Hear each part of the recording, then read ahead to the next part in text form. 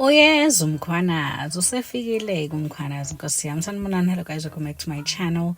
Now, KwaZulu-Natal Police Commissioner Lieutenant General Nhlanhla Mkhwanazi is the first witness to take a stand here at the Madlanga Commission of Inquiry in Pretoria on 17 September 2025 today. I will start with the incident that happened, which I had presented before the South Africans on the 6th of July.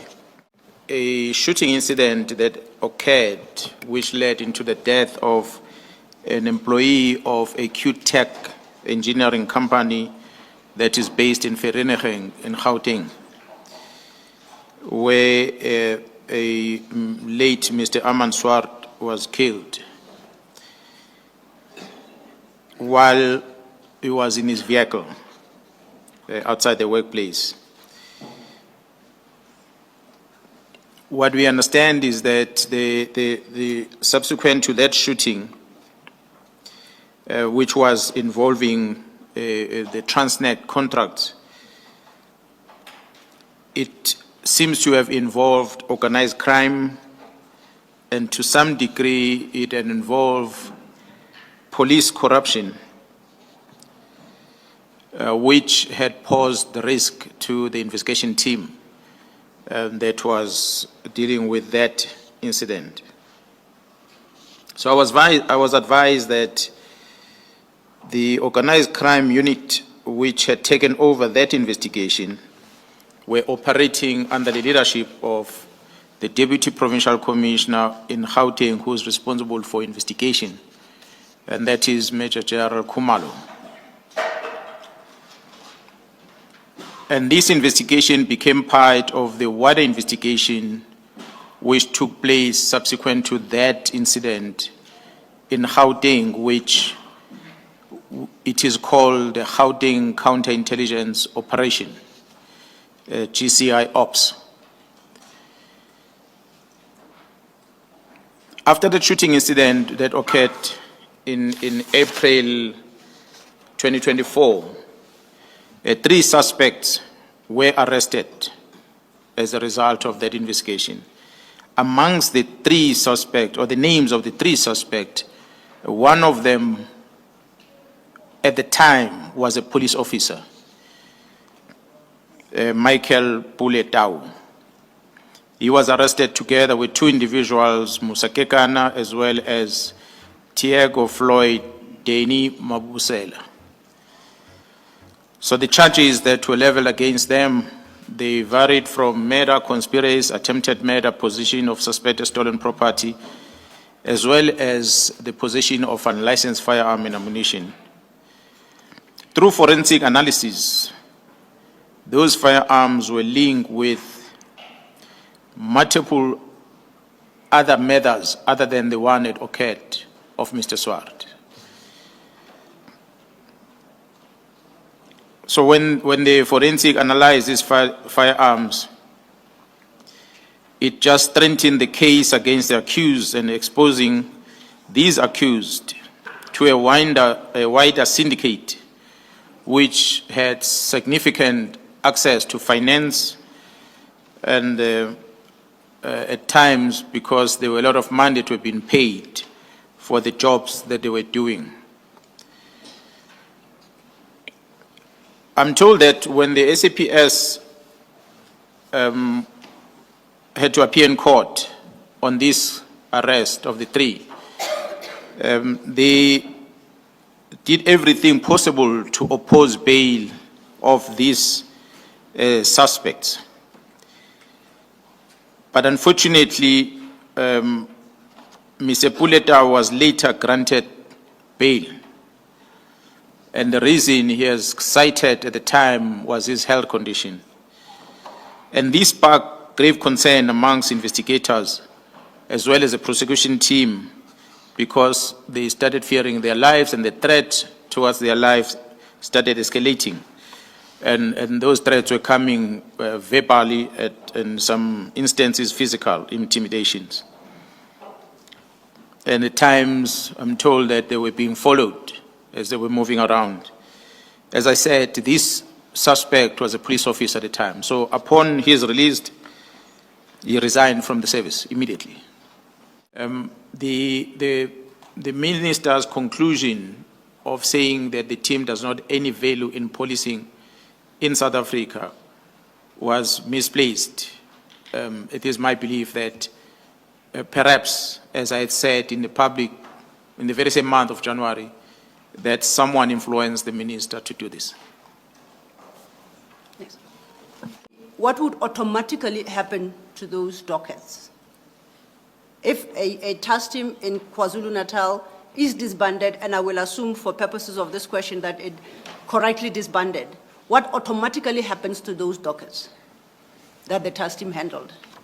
A case dockets, commissioners, belong to a police station. The cases open at police station get registered is going to have a case number of a particular police station. The docket might be investigated by a specialized unit, a task team, or whatever that is established. But on conclusion thereof, it goes back to the police station where it was registered. So if there was a decision to stop the work of this task team on dockets that are already finalized, will needed to be returned back to the stations, and dockets that are still under investigation will also need to be returned back to the very same stations, so that those dockets have been allocated to different investigators at the station so that the work or investigation work can continue. So what would be the basis to treat these particular 121 dockets differently, and that instead of going back to their respective police stations, that they are directed to come to national office? Would you know the basis for that? I just did not know what could be the reason, although later I discovered what could be the motive. Perhaps we'll discuss that later. We'll discuss that later, particularly what could be, but let's try and stick to fact for the moment. Commissioner Baloyi? Thank you. Ms. Silo, before you step off the letter, and let me direct this so that you can formulate it your way to the general. In this letter, and maybe it's because I'm not familiar with police speak, where in this letter do you say that there's an instruction to deliver the dockets to head office? I think I can assist that by referring to the next annexure. Okay. Which is annexure, it's the same annexure. It's a series of letters. It starts at page 190. And the annexure the letter at page 190 is dated the 22nd of 2025. And that also is issued by General Sibiya. At item 2 of that letter, at item 1, General Sibiya cross-references the letter under discussion together with another one of a previous date, 17th of January. At item 2, he states that in compliance with the Minister's Directive of the 31st of December 2024 and subsequent directives on the matter, you advise that this process should be finalized by Thursday, 24th April 2025. And it says this includes the transfer of all dockets, closed, currently under investigation, and in court to the Division Detective and Forensic Services. This is, once again, directed to the Divisional Commissioner, Crime Intelligence, and Detective and Forensic Services, same as the previous letter. Thank you. Thank you. You followed my explanation to the Commissioner General? Yes, Commissioner, I could just confirm that the annexure, the marked 190, paragraph 2 is specific to that. Thank you, General. Thank you, General. So then it's clarified that at least in those 2 letters, the decision or the directive, instruction, is that the dockets be dealt with in the manner articulated at page 190, which is transfer of the dockets, whether closed, currently under investigation and in court, to the Division Detective and Forensic Services. Earlier, when we put up the organogram, and I checked my understanding with you, I had understood that division to be a national division and to be one of... That is correct, Commissioner, as I put out in the structure that there are 3 deputies under the National Commissioner at the head office. Each of the deputies is overseeing specific functions. So in this regard, this division, detective service, detective and forensic service, it's a division that is headed by Lieutenant General Sintumule, and it results under the responsibility of the Deputy National Commissioner Crime Detection, which is Lieutenant General Sibiya. So technically my apologies. I say, so effectively, they leave the control of the task team and or the provincial commissioner, and they now will resort under General Sibiya through the Division Detective and Forensic Services, which is a national function. Yeah, that is correct, Commissioner. They will have these dockets moved from one province and go over another province to a third province, from KZN past Free State and landed in Gauteng. Did you, upon learning, now let me put it differently, when did you learn of the intention to transfer those dockets and under what circumstances? We, as a standard practice that I'll do from time to time in the province, commissioners will be to conduct an oversight on different functions that are performed in the province. And it so happened from time to time that we do what we refer to in the province as a case flow management session. And this is where we receive presentation, I receive presentation together with my deputies on different investigations that are running in the province in order to see performance of the investigation team, assess challenges that the team has, so you can support in areas where we need to support. During the session that was held in May, I came to learn that these 121 case dockets had been moved to Pretoria. And that briefing was given to me by a member that was in charge of this political killings task team at the time in KZN, Colonel Matlo, who advised me that when they moved this docket, it was as instruction of General Khumalo, who was a project manager of the political killings task team. Is that the letter? That is correct. That is the letter that I wrote to General Khumalo, inquiring about these dockets. It is clear from a reading of that letter that you made the inquiry to General Khumalo in the terms that you expressed yourself, but neither your statement nor your annexures say anything about whether or not you received a response from General Khumalo on these issues, did you? Yeah, well, General Khumalo did indicate to me that he had received instruction which led him to hand over these dockets to the head office. And that instruction came from the Deputy National Commissioner Crime Detection, General Sibiya, whom, according to the correspondence that was sent to Khumalo, it was not written to me, it was written to Khumalo, instructing Khumalo to bring the dockets, that the General Sibiya was acting under instruction of the minister on a letter of 31st that was disbanding the team. I report to the National Commissioner as appointed by him, therefore I must account to him. On a telephone conversation that I had with him, which I did not reflect on the statement, was exactly that I'm told that the dockets have been taken to Pretoria. Whether did they authorize such? And he said, no, we never authorized such transfer or movement of case dockets. And the National Commissioner, in supporting what he said to me, he had given me an affidavit.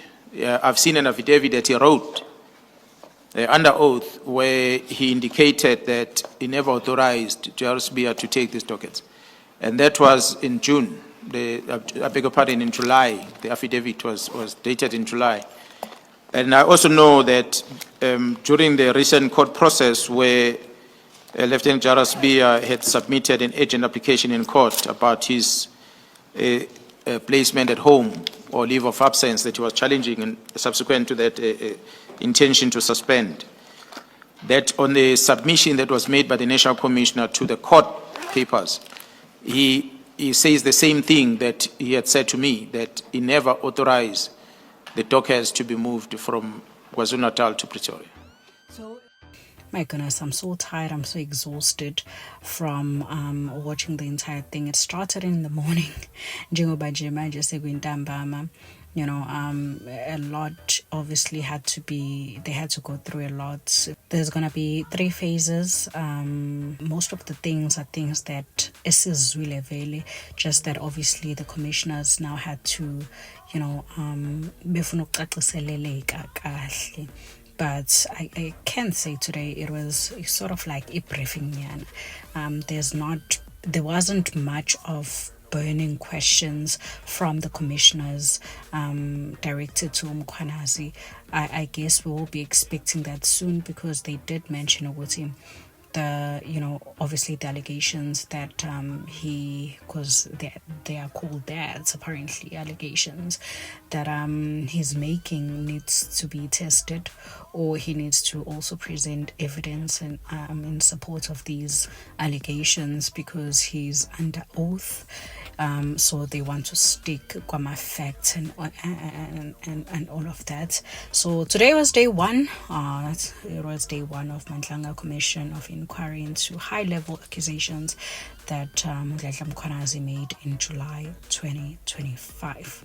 Okay, now just to catch up a bit, today was Vusmuzi Madlala's bail hearing. He was denied bail in the Alexandra Magistrate Court. The applicant has failed to demonstrate he does not pose as a flight risk. The nature of offences represents a clear danger to the community. The state's case cannot be described as weak, Magistrate Siata said when she refused to grant him bail.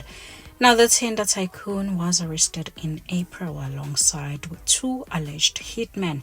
He faces charges of attempted murder, money laundering, and defeating the ends of justice, which are related to a failed hit on Madlala's former lover, Uteboho Tobejane, in 2023, October 2023.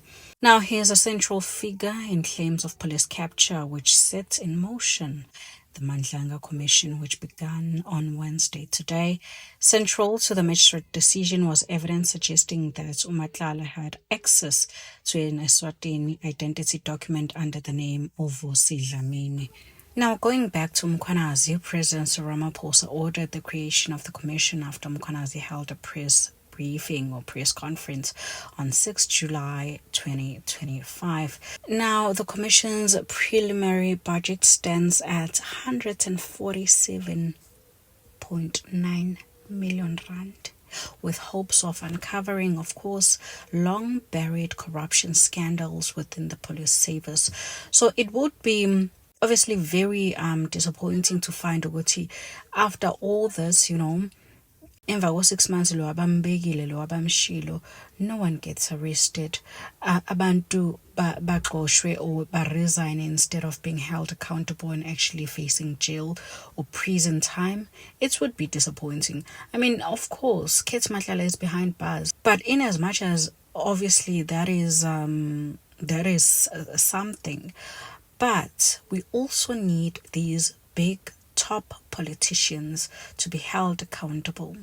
For this ANC to even get or gain, I don't think they will ever gain the public's trust. But for them to gain a public trust, smaller public trust, we need to see ushintsho manje kule commission labayiqalile abayivula 147 million rands. I don't know exactly why so much budget. Obviously they need to be paid. Maybe the venue needs to, I don't know. 147 million rands is a lot of money. So I am hoping there's definitely going to be some breakthrough. 147 million rands could have created so many jobs for the unemployed youth. So Mkhwanazi was the first witness kule commission. I'm thinking maybe Senzo Mchunu will also be called to come and account. I am hoping they're not gonna be lenient because he's the minister. I am hoping we will say they grill him with really burning questions, and it doesn't only end with commission. These people need to be trialed. They need to face like real consequences. We need to see these people in court, you know.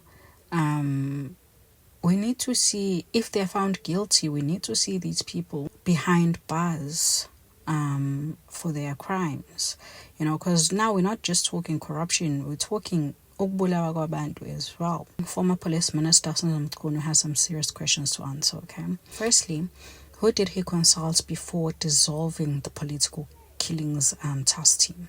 Number two, why did he not raise concerns with Police Commissioner Ufani Masemola or KZN Commissioner Nhlanhla Mkhwanazi? Why did he not consult the interministerial committee before disbanding the task team that set it up? What due diligence was applied in moving 121 dockets from the task team? Whose advice did he take in disbanding the team? The commission resumes with Mkhwanazi in the hot seat on Thursday, 18 September 2025. That is tomorrow. Mkhwanazi says the police head office has only reached out to one family, suggesting they have done almost nothing about the 121 dockets that they collected. He also highlighted that now there is progress on those dockets returned to KZN, okay? The commission is now dealing with the decision to take 121 dockets away from the task team. This is where Deputy National Police Commissioner for Crime Detection, Sibiya, plays a steering role. He allegedly ordered the removal of dockets. Sibiya has since been suspended, and he has been fighting tooth and nail to go back to work, even though he's on paid special leave, but he wants to go back to work. Clearly there is something there at work, even going to court so that you can go back to work. What are you hiding? Now, Mkhwanazi said Senzo Mchunu's actions were bizarre, to say the least. The minister was only appointed in May 2024 and did not apprise himself of the task team's work. All he had to do was to look at the interministerial committee reports on its record. He issued the directive to dissolve the team without properly considering his decisions. Now, Mkhwanazi said, evidence will be provided to prove the links between the syndicates and Minister Senzo Mchunu, or former Minister Senzo Mchunu. Now, Mkhwanazi says he thinks the suspended police minister received advice from a shadow, a force, or a figure that pushed him to dissolve the task team. Mkhwanazi emphasized that he knocked on every door to understand what was happening with the dissolution of the task team. Eventually, he called up MP Ian Cameron, Chair of Parliament's Portfolio Committee on Policing. He appeared in Parliament to make his concerns public. I'm sure you guys remember that. And then after that, when he made that public press briefing, everybody acted surprised, but he had taken it to Parliament first before taking it to public. And when he saw that, okay, they're not paying attention, they're not investigating, they just don't care, and then he took it to the public. That's when they started paying attention. Now, I'm going to promise Mkhwanazi a meeting about the task team issue, but to date, that meeting has never taken place. Masemola told Mkhwanazi that the minister had not sought the advice of the National Police Commissioner on the disbandment of the task team. So, inkinga nje zaqala lapho kwi-disbandment of the task team, and I'm sure Shembandla, if ubeyazi ukuthi izokhoza inkinga engaka lento le, ubengeke azayenze le nto le. But apparently allegations athi babese be-investigate la kwangamele be-investigate khona, so kwathiwa hayi cisha kwacishwa zavele zakhala. Do let me know, guys, what you think at the comment section down below. Lastly, If you're still here, thank you so much for watching this video. Don't forget to like the video. So yesterday, news broke that Nhlanhla Mkhwanazi actually filed a 5 million rands damages lawsuit against this forensic investigator. Ibhunu nje lalapha Afriforum elathina uMkhwanazi sigebengu sokugcina nje emaphoyiseni. uMkhwanazi kumele nje amiswe emsebenzini. Hayibo la khuluma ibhunu. uMkhwanazi wathi okay ngeke ngiphendulana nawe silele senze back and forth enkantolo uyongiphindela lento kade uyisho uze nobufakazi. It's going to be an interesting next 6 months. We'll see if it's going to be 6 months ngempela noma it's going to be a year. Do let me know what you think in the comment section down below.